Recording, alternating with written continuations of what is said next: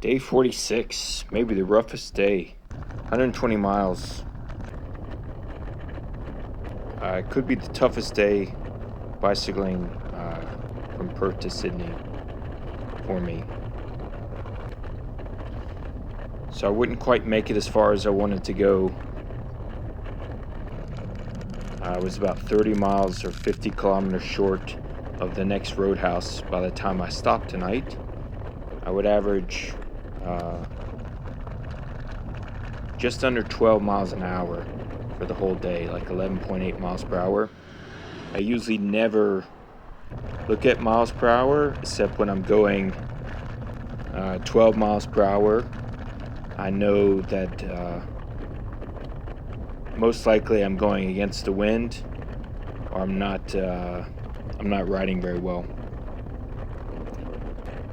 So again, there's a cyclone on the northeast of Queensland. I'm not sure where it's going to land, if it's going to land, so I'm assuming usually the wind doesn't come from the east, but it's coming from the northeast and the east for the next week or so. So it's just waves of rain throughout the entire ride. I stopped here because my upper thigh is just rubbing raw.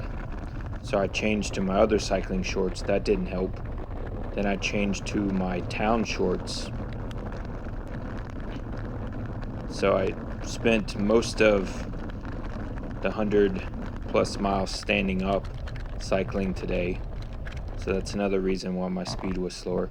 This guy, he's on a road train. He pulled over and stopped. He was trying to get me to get a ride with him. He said it's going to rain all the way through the Queensland, the next Roadhouse. But I told him thank you so much, and I'm not sure. I feel really bad when people stop and try to help me and then I don't take their help.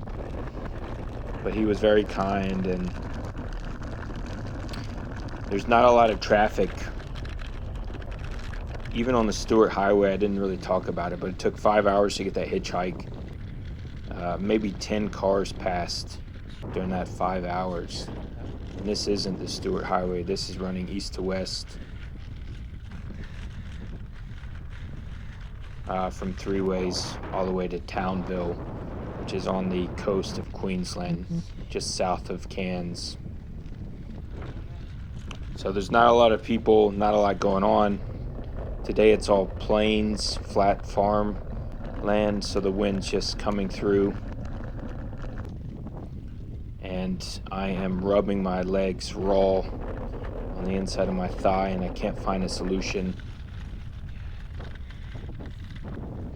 But that will be the least of my problems when tonight comes. So I keep going. I really wanted to make it into the next Roadhouse, which is, I think, 10 miles inside the Queensland border. But I see night's falling, and there was a sign saying there was, in 20 kilometers, there was another rest area with shade.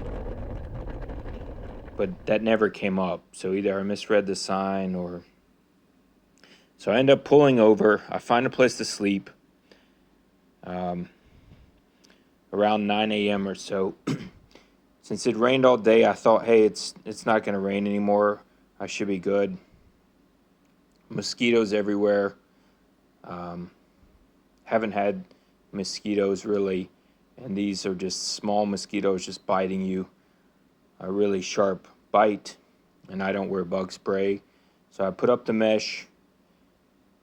The bike wouldn't stand up, so I laid her down, and I didn't even inflate the mattress to keep the mosquitoes a little further away from the wall, and I would fade in and out of sleep.